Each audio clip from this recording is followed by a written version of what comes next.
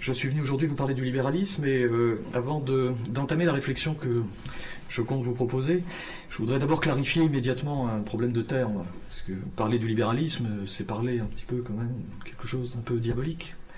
Libéralisme, c'est un peu le mal, en tout cas dans les représentations qu'on s'en fait spontanément. Et avant d'affronter directement cette question, je voudrais quand même lever une ambiguïté. Le libéralisme, d'abord, c'est une attitude religieuse. Historiquement, un libéral, c'est quelqu'un qui, sur le plan religieux, n'est pas un orthodoxe, au sens propre du mot, qui ne suit pas l'opinion droite.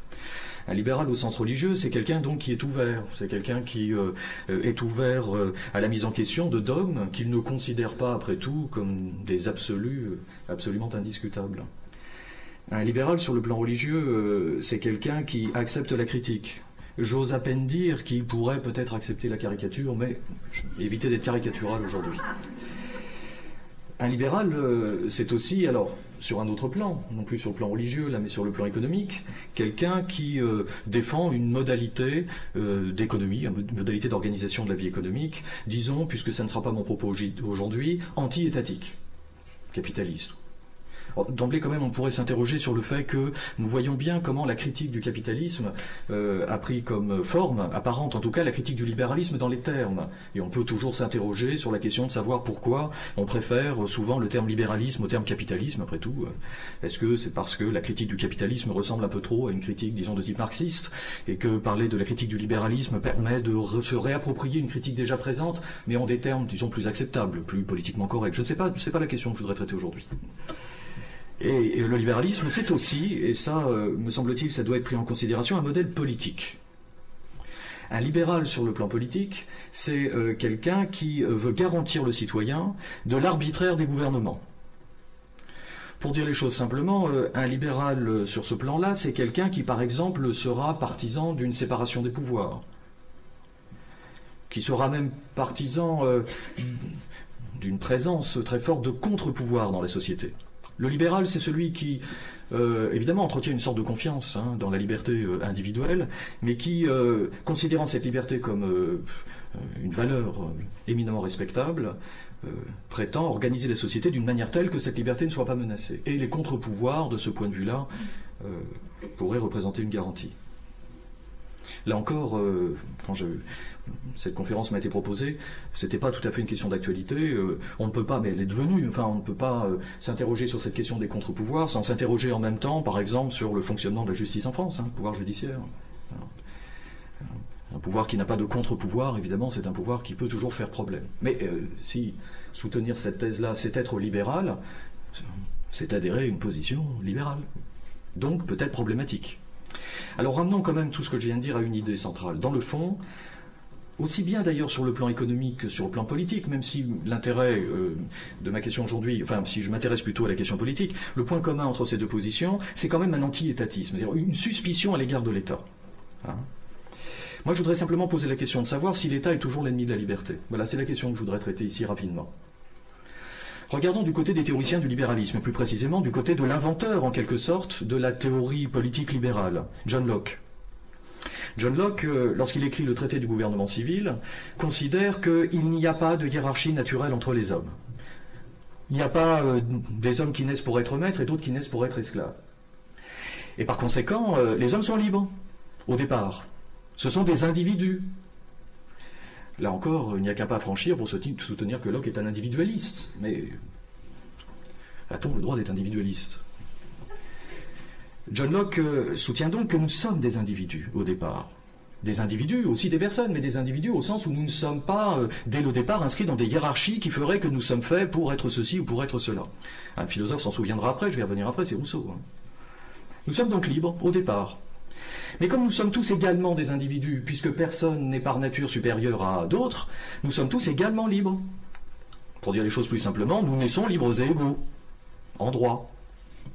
Nous naissons libres et égaux. L'égalité dont on parle ici, il faut bien s'entendre sur les termes, ça n'est pas une identité, ça n'est pas une identité au sens d'une ressemblance absolue de tous les individus. Locke ne dit pas que nous sommes tous pareils, pour dire les choses simplement. Il dit que nous sommes tous des individus libres par nature, si l'on veut, et ce qui signifie que nous sommes tous égaux, c'est-à-dire également libres. L'égalité dont nous parlons ici, ça n'est pas une sorte de nivellement, c'est une égale liberté, de sorte que si l'on parle d'égalité ou si l'on parle de liberté, dans le fond nous parlons de la même chose, puisque l'égalité n'est rien sans la liberté, c'est une égale liberté. Et la liberté, c'est ce qui permet de penser l'égalité justement comme égale liberté. Et Locke ajoute que par nature, nous sommes propriétaires des formes que nous produisons.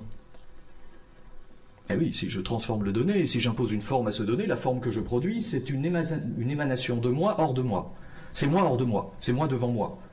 Pour le formuler en des termes qui ne sont pas ceux de Locke, qui sont plutôt des termes de type, disons, fichteien ou hegelien, on peut dire que par le travail, le sujet se phénoménalise. Par le travail, le sujet produit une forme qui fait qu'il n'est plus tout à fait en lui, il est hors de lui, puisque la forme qu'il produit trouve sa source non pas dans la nature, mais dans sa conscience. Vous voyez le raisonnement, Elle est dans la conscience, la racine de cette forme. Donc cette forme qui est hors de moi, c'est un peu moi hors de moi. Donc cette forme, c'est moi. Enfin, c'est un peu moi. Elle m'appartient. Nul ne peut en disposer sans mon accord. Bon, on peut être choqué en disant, mais enfin ici, Locke est en train de légitimer le droit de propriété. Oui. C'est un individualiste libéral qui justifie le droit de propriété. Enfin, en même temps, nous sommes tous aujourd'hui confrontés, par exemple avec Internet, à la question de savoir si les droits d'auteur doivent être respectés ou non.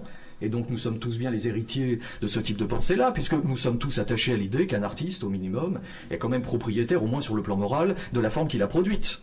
Il conserve un droit moral sur son œuvre. Mais comment penser qu'il a un droit moral sur son œuvre si l'on ne pense pas que l'œuvre qu'il produit, c'est-à-dire si l'on ne pense pas que la forme qu'il génère dans la réalité ne trouve sa racine dans sa conscience, et si l'on ne pense pas que, par ce biais-là, il faut penser une propriété légitime. Enfin, défendre les droits d'auteur, c'est défendre le droit de propriété intellectuelle. C'est un droit de propriété. Donc nous avons là une doctrine libérale, une vraie doctrine libérale, que l'on peut résumer ainsi, regardez bien. Ce que nous dit Locke, c'est qu'au départ, il n'y a pas d'hiérarchie naturelle. Qu'un ordre politique quel qu'il soit n'est donc pas naturel. Et que par conséquent, l'ordre politique, l'ordre étatique, pour dire les choses simplement, est toujours fondé sur un contrat. L'État légitime est fondé sur un contrat. Là encore, un philosophe s'en souviendra, Rousseau, le contrat social, c'est le titre même du bouquin. L'État est fondé sur un contrat. Locke n'est pas le premier à le dire, mais il est peut-être le premier à l'affirmer en des termes qui nous conduisent à soutenir non seulement que l'État est fondé sur un contrat, mais que tous les contrats ne se valent pas, puisque le bon contrat est celui qui va respecter les droits naturels que je viens d'évoquer à l'instant, c'est-à-dire des droits que nous avons, non pas en vertu de l'État, mais en vertu de notre nature. La liberté, l'égalité, la propriété privée. Ce sont nos droits naturels. Enfin, naturels.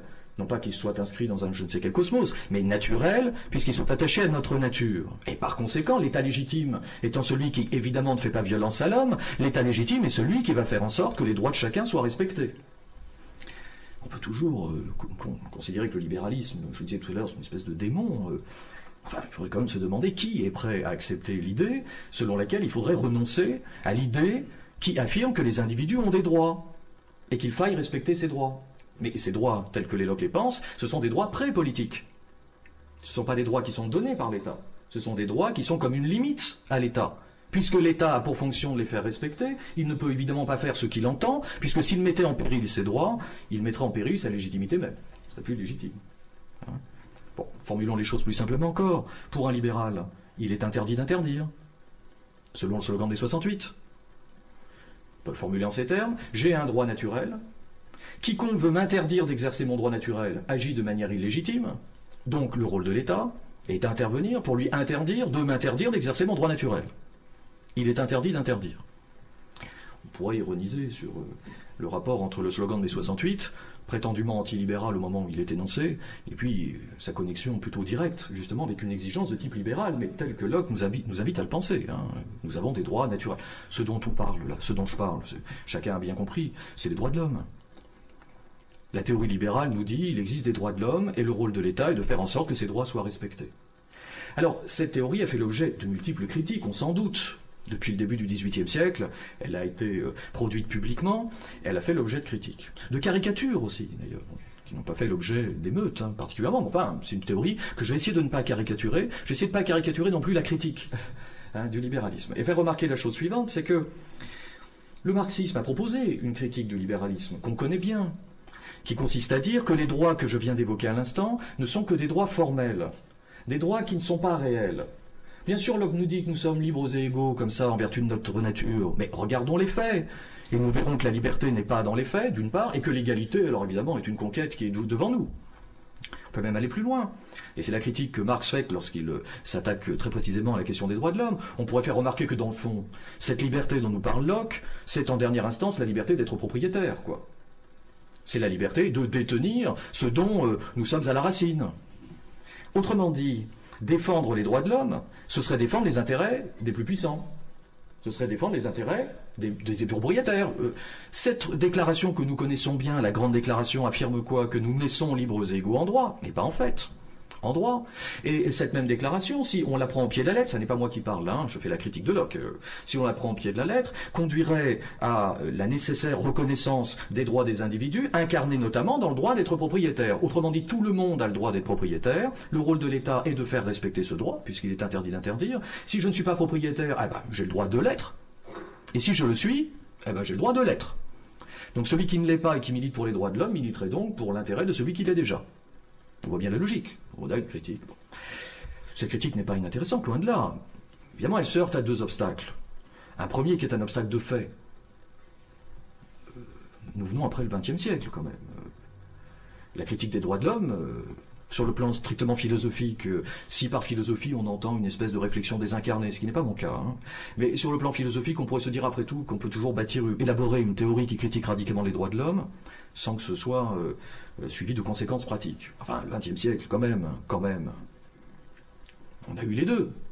La critique des droits de l'homme d'une part, et puis quand même l'incarnation historique d'une pratique politique qui a produit les souffrances que l'on sait. Hein, peut-on véritablement dissocier, comme ça, la critique radicale des droits de l'homme, l'existence des goulags, pour parler très concrètement? Hein, comment on fait après? Puis il y a un deuxième problème.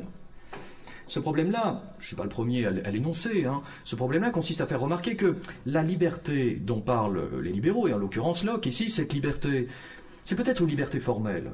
C'est très certainement la liberté du propriétaire. Dire le contraire, ce serait être aveugle. Mais c'est aussi, alors là, excusez-moi, je n'ai pas fait exprès, c'est d'actualité, mais vraiment je l'avais prévu avant, c'est aussi la liberté d'expression. C'est-à-dire que la liberté attachée à l'individu, c'est la liberté qu'il a de s'exprimer, une liberté d'opinion qu'on retrouve dans la Grande Déclaration. La question qu'on peut poser est quand même la question de savoir dans quelle mesure la liberté d'opinion sert les intérêts des plus puissants. Dans quelle mesure la liberté d'opinion sert-elle les intérêts des plus puissants? On peut toujours argumenter en disant, et ce ne serait pas faux d'ailleurs, qu'il ne suffit pas d'affirmer la liberté d'expression pour que tout le monde, comme par magie, se mette à penser librement. Ça, on est d'accord. Peut-être alors que la liberté d'expression doit s'accompagner nécessairement d'un travail permettant les progrès de cette liberté, ce qui nous renverrait une réflexion sur l'éducation, par exemple, sur le statut de l'école, qui travaillerait la liberté, qui en ce sens serait peut-être un peu libéral, mais école qui travaillerait la liberté. Alors je propose une deuxième critique, puisque la critique marxiste, bon, je ne vais pas m'étendre plus longuement, puisqu'on la connaît très bien, je propose une deuxième critique qui, bizarrement, est antérieure à la critique de Marx, et qui peut-être est plus forte concernant les difficultés soulevées par le libéralisme. Cette critique, on la trouve chez Rousseau, justement, que j'évoquais à deux reprises. Lorsque Rousseau écrit le contrat social, il se donne comme adversaire le même adversaire que Locke, pour commencer, le partisan de la hiérarchie naturelle. Mais il s'interroge aussi sur la liberté. Et il se demande, on pourrait résumer sa pensée en ces termes, la liberté, est-ce que c'est un fait? Et la réponse est non. Bien sûr, il y a derrière nous une liberté hypothétique qui serait la liberté d'un homme vivant dans un état de nature, d'un homme connaissant une fusion avec une totalité naturelle satisfaisant tous ses besoins, d'un homme qui, vivant dans la solitude et le nomadisme, ne connaîtrait ni l'esclavage, ni la misère, ni la pauvreté, etc. Mais c'est pas un fait, ça, c'est une hypothèse qui nous permet d'éclairer les faits et de remarquer que dans les faits nous ne vivons pas ça, et que par conséquent, les faits sont plutôt comme une violence faite à la nature humaine. Donc la liberté du passé, c'est pas un fait, c'est pas... Et la liberté du présent, bah alors cherchons-la. Hein. En tout cas, en dehors des États dits libéraux, il ne me semble pas que c'est là où elle règne. Hein. Enfin, là c'est une parenthèse que je fais, mais ça Rousseau ne le dit pas. La liberté n'est pas un fait. Ce qui veut dire que si il faut défendre la liberté, on ne peut défendre qu'une conquête. Il faut donc instituer la liberté. Voilà la critique. Excusez-moi, voilà la critique que Rousseau fait aux libéraux. Les libéraux défendent une liberté censée être une liberté de fait, alors qu'en réalité, en défendant une liberté de fait, bon, c'est mieux défendre la liberté un peu que défendre l'aliénation, mais ils ne défendent pas une liberté concrètement incarnée dans la réalité. Et Rousseau aborde la question de l'institution de la liberté par une réflexion sur la loi. Une réflexion que, finalement, qu'on connaît tous un petit peu, quoi. Renoncer à sa liberté, dit Rousseau, c'est renoncer à sa qualité d'homme. Donc, l'État légitime est celui qui est organisé d'une manière telle que violence ne soit pas faite à l'homme. Alors, comment on fait? Il faut donc que l'État légitime institue la liberté, comme je viens de le dire. Et oui, mais dans un État, il y a des lois. Donc, s'il y a des lois, il y a des contraintes. Mais s'il y a des contraintes, il n'y aura pas de liberté. Si. Enfin, il n'y en aura pas. Tout dépend de la loi. Parce que si la loi est l'expression de la volonté du peuple, si la loi est l'expression de la volonté générale, pour dire les choses simplement, si la loi est l'expression, non pas d'une somme de volontés particulières allant dans tous les sens, mais l'expression de ce qu'il y a d'universalisable dans la volonté de chacun, alors, chacun en obéissant à la loi, en réalité n'obéit qu'à lui-même. Et comme on sait bien depuis Rousseau, obéir à la loi qu'on s'est prescrite est liberté. Donc la solution au problème de la liberté ne passe pas par une critique de la liberté, mais passe par une critique de l'organisation politique, qui doit avant tout être démocratique.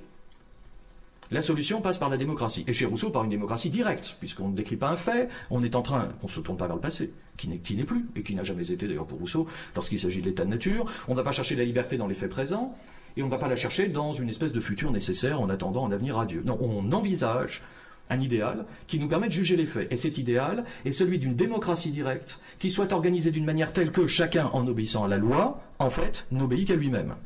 Donc est libre. Mais pas sans loi. Donc le clivage entre Locke, le sage Locke, comme l'appelle Rousseau, le libéral, le sage Locke quand même, et Locke, le clivage est sur la conception même de la liberté. D'un côté, on défend une liberté entendue comme indépendance, et de l'autre côté, on défend une liberté entendue comme autonomie. Auto, soi-même, nomos, la loi, autonomie, obéissance à la loi qu'on se donne à soi-même en tant qu'être de raison. Donc voilà, là il y a un clivage sur ce point-là. Mais en même temps, chez Rousseau comme chez Locke, l'État apparaît comme n'étant pas naturel. Il est donc fondé sur un contrat. C'est le titre même du bouquin que j'évoquais à l'instant, le contrat social. Moi, il me semble qu'on imagine quand même assez mal à quel point le titre même du livre est provocateur. À quel point le titre même du livre, dans la perspective qui est celle d'un Rousseau, qui écrit au XVIIIe siècle, où il est quand même évident globalement, idéologiquement, que finalement l'ordre politique c'est un peu voulu par le divin, ou un peu conforme à l'ordre hiérarchique et naturel des choses. Donc parler de contrat d'emblée, c'est parler de quelque chose qui est une rupture d'avec une réalité qui n'est pas humaine. Instituer la liberté, c'est accepter de vivre dans un ordre politique qui est proprement humain. C'est rompre avec l'ordre naturel qui ne l'est pas, et évidemment avec l'ordre divin, dont l'ordre naturel ne serait au mieux que l'expression. Il y a vraiment quelque chose de révolutionnaire, d'ailleurs au sens vrai du terme, dans la pensée de Rousseau. Quand on dit de Rousseau qu'il est le Newton des sciences morales, pas par hasard, quoi. Il y a quelque chose là qui est une espèce de vision de la politique qui bouleverse véritablement la représentation que nous pouvons avoir de l'État, de l'homme, de la relation de l'homme à l'État, etc. Et là où un point de clivage apparaît par rapport au sage Locke, au libéral Locke, c'est peut-être sur le rôle de l'État au regard de la liberté. Là, on n'a pas une suspicion au regard de l'État, puisque c'est par l'État, notamment, et par la loi, très précisément, que la liberté s'incarne dans les faits. Donc, si je récapitule, on a un modèle libéral qui nous dit que nous sommes libres par nature, indépendants, et qui nous dit que le rôle de l'État est de faire en sorte que les droits naturels de chacun soient respectés. On a donc un État au pouvoir limité, puisqu'il bute, en quelque sorte, sur la norme que représentent les droits de l'homme. De l'autre côté, avec Rousseau, on a la représentation d'un État conventionnel, comme le dit notre libéral, d'un État qui s'oppose à tout ordre hiérarchique naturel, ça ne bouge pas, mais d'un État qui institue la liberté, et qui par conséquent est la condition même de cette liberté. On a chez Rousseau la représentation d'un État républicain, sans lequel la liberté n'est jamais un fait. Mais en même temps, la République dont nous parle Rousseau, c'est un idéal. Si on croit qu'on est dans le modèle et que c'est terminé, on va avoir des surprises. Parce qu'il est toujours facile de mettre le républicain en contradiction avec ses propres principes, si on oublie que c'est un idéal. Donc si on oublie que la République a toujours à travailler, à réaliser ses propres principes, à travailler à réaliser l'autonomie, laquelle, je l'ai dit, est une conquête. C'est pas un fait, c'est une conquête. C'est un devoir-être, c'est une tâche. C'est un peu âpre, c'est un peu rugueux cette histoire-là. Notamment parce que si l'idéal d'autonomie juridique, l'obéissance à la loi qu'on s'est prescrite, suppose un vrai débat démocratique, il est évident qu'il ne peut pas y avoir de démocratie et d'autonomie s'il n'y a pas de liberté d'expression. C'est pas possible. Mais là, on va retrouver notre républicain croiser le sage Locke, notre libéral. Alors comme il me reste quelques minutes, j'ai juste le temps d'indiquer ce point de réflexion. Je terminerai sur ce point de réflexion-là. Qui est l'adversaire du républicain? Qui est l'adversaire? Parce que Rousseau, lui, quand il écrit le contrat social, il ne se trompe pas. Son adversaire, c'est les théoriciens de la hiérarchie naturelle. Il commence le contrat social par une réflexion sur l'ordre familial. D'ailleurs, au premier abord, quand on lit le texte, il nous tombe des mains. Pour quelqu'un qui ne connaît pas Rousseau, on se dit mais pourquoi il nous parle de la famille? Et parce qu'il y a un modèle politique au XVIIIe siècle qui s'appelle le paternalisme et qui soutient que, pour dire les choses simplement, le roi est au père, le roi est au peuple, ce que le père est à ses enfants. Le père et l'enfant ne sont pas interchangeables, si l'on veut une hiérarchie naturelle entre les deux, et donc le roi est au peuple ce que le père est à ses enfants. Autrement dit, l'État n'est pas fondé sur un contrat, soumettez-vous à un ordre que vous n'avez pas choisi, un ordre qui vous dépasse. Hein. L'État n'est pas fondé sur un contrat et l'inégalité est légitime. Est-ce qu'aujourd'hui cette idée a totalement disparu? Est-ce que finalement le communautarisme, dont on parle souvent, n'est pas une manière de dire que l'individu est rivé à une communauté qui le dépasse? Est-ce que ce n'est pas une manière de dire que l'individu est déterminé par cette communauté, comme une seconde nature? Autrement dit, un républicain qui ne se trompe pas d'adversaire devrait se méfier d'une espèce d'animosité antilibérale qui pourrait bien, dans le fond, préparer le terrain de son vrai adversaire, qui est le communautariste, dont il n'a rien à espérer. Voilà, je vous remercie de votre attention. Je vous souhaite une bonne fin de journée.